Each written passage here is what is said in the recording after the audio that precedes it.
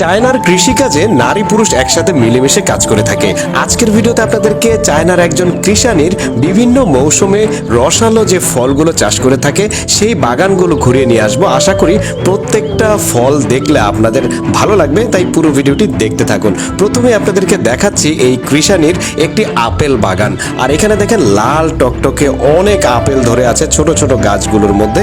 আর এই আপেলগুলো কিন্তু তারা সারা পৃথিবীতে রপ্তানি করে থাকে এবং তারা নিজেরাও খেয়ে থাকে।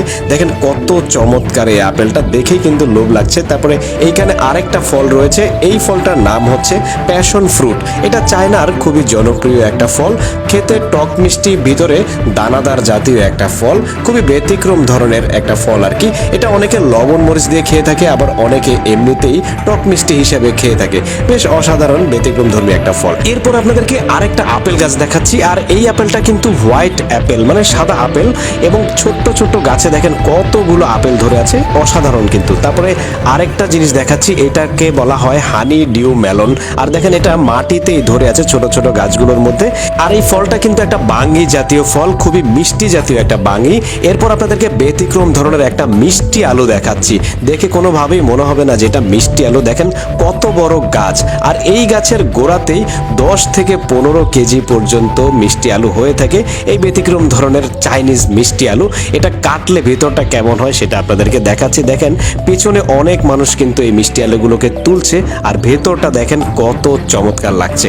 এরপর আপনাদেরকে দেখাচ্ছি আর একটা বাঙ্গি। এই বাঙ্গিটার নাম হচ্ছে কোরিয়ান মেলন। দেখতে ছোটখাটো বলের মতো, কিন্তু খুবই মিষ্টি জাতীয় বাঙ্গি হয়ে থাকে। এরপর আপনাদেরকে আরেকটা বাঙ্গি দেখাচ্ছি, এটা হচ্ছে গ্রিন মেলন। একই রকম, কিন্তু এটার কালারটা হচ্ছে গ্রিন কালার। এটাও ভাঙলে ওই আগের যে কোরিয়ান মেলনটা দেখেছেন সেটার মতোই, এটাও খুবই মিষ্টি জাতীয় বাঙ্গি আর কি। আমাদের দেশে কিন্তু এরকম মিষ্টি বাঙ্গি সচরাচর পাওয়া যায় না। এরপর আপনাদেরকে আরেকটা ব্যতিক্রম ধরনের ফল দেখাচ্ছি, ছোটখাটো ফল। এই ফলটার নাম হচ্ছে স্পাইডার বেরি। দেখতে দেখেন একদম ব্যতিক্রম ধরনের ছোট্টখাটো একটা বেরি জাতীয় ফল, ভেতরের রসগুলো দেখেন লাল টকটকে, বেশ দারুণ। যাই হোক, কেমন লাগলো আজকের এই ভিডিওটি কমেন্ট করে কিন্তু আপনাদের মতামত জানাবেন। আর ভিডিওটি ভালো লাগলে এখনই ভিডিওতে একটি লাইক করে দিন, চ্যানেলটি সাবস্ক্রাইব করে দিন এবং ফলো করে দিন, যেন পরবর্তীতে এরকম মজার মজার ভিডিও আরও দেখতে পান। ধন্যবাদ, ভালো থাকুন। পৃথিবীতে ফলের স্বর্গরাজ্য বলা হয়ে থাকে চায়নাকে। আর আজকের ভিডিওতে আপনাদেরকে চায়নার এমন একজন কৃষকের বিভিন্ন ধরনের ফলের বাগান ঘুরিয়ে দেখাবো, যেই ফলগুলো দেখলে আপনাদের মন প্রশান্তিতে ভরে উঠবে। তাই পুরো ভিডিওটি দেখতে থাকুন, আশা করি আপনাদের ভালো লাগবে। প্রথমে আপনাদেরকে দেখাচ্ছি এই কৃষকের একটি আনারস বাগান। দেখেন পিছনে কত একরের পর একর জমি নিয়ে এই আনারস বাগানটি গঠিত। আর এই আনারস বাগান থেকে দেখেন একটি আনারস সে কেটে দেখাচ্ছে, কতটা লোভনীয় লাগছে। এই আনারসটা কামড় দেওয়ার সাথে সাথে রস বেরোচ্ছে। তারপরে এইখানে আরেকটা ফল দেখতে পাচ্ছেন, এইটা অনেকটা কমলার মতো দেখতে, আবার অনেকটা আমাদের দেশীয় গাব ফলের মতো। এর নাম হচ্ছে পার্সিমন। খুবই চমৎকার, লোভনীয় এবং রসালো একটা ফল। চীন এবং জাপানে এই ফলটা খুবই জনপ্রিয়। এরপর আপনাদেরকে দেখাচ্ছি এই কৃষকের একটি আপেল বাগান। দেখেন পিছনে ছোট ছোট গাছে কত সুন্দর সুন্দর আপেল ধরে আছে। আর তারা বাগানে বসেই কিন্তু এরকম ভিডিও তৈরি করার মাধ্যমে আপেল বা যে কোনো ফল তারা বিক্রি করে থাকে। তারপরে এইখানে দেখতে পাচ্ছেন একটি গ্যান্ডারি বা আখের বাগান। পিছনে দেখেন বিস্তৃত বিশাল জমি নিয়ে কিন্তু এই আখের বাগান তৈরি। আর এই আখগুলো খুবই নরম এবং রসালো হয়ে থাকে। এরপর আপনাদেরকে আরেকটা ব্যতিক্রম ধরনের ফল দেখাচ্ছি, যেটা আমাদের দেশে হয় না।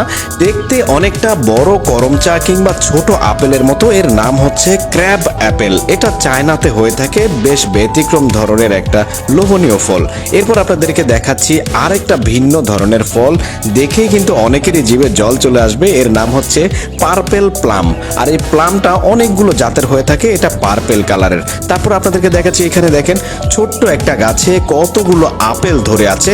দেখেন এই লোকটা আপেল বাগানে বসেই কিন্তু এরকম ভিডিও তৈরি করে কাস্টমারদেরকে এই ভিডিওটি সোশ্যাল মিডিয়াতে ছেড়ে দেয়। সেখান থেকেই বিভিন্ন ধরনের ফলের অর্ডার তারা পেয়ে থাকে। এরপরে দেখেন এখানে রয়েছে আবার ডালিম ফল। ডালিম বাগানে বসে ডালিমের এই যে ভিডিও তৈরি করছে। আর এখানে দেখেন কতগুলো ডালিম কেটে রেখেছে এবং দেখেন রসগুলো বেয়ে বেয়ে পড়ছে।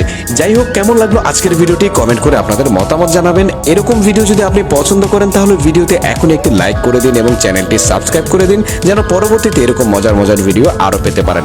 ধন্যবাদ, সবাই ভালো থাকুন। আপনি জানলে অবাক হবেন, চায়নায় এমন কিছু রেস্টুরেন্ট রয়েছে যেখানে কাস্টমারের চোখের সামনে তারা খাবার টেবিলের উপরে ইনস্ট্যান্ট রান্না করে দেয়। রেস্টুরেন্টের নিজস্ব রেসিপির পাশাপাশি কাস্টমারের পছন্দ অনুযায়ী যে কোনোভাবে তারা কাস্টমারকে খাবার রান্না করে দেয় এবং সেটা পরিবেশন করে, আর কাস্টমাররা তাদের কাছ থেকে এই খাবারগুলো খুবই স্বাচ্ছন্দ্যে খেয়ে থাকে।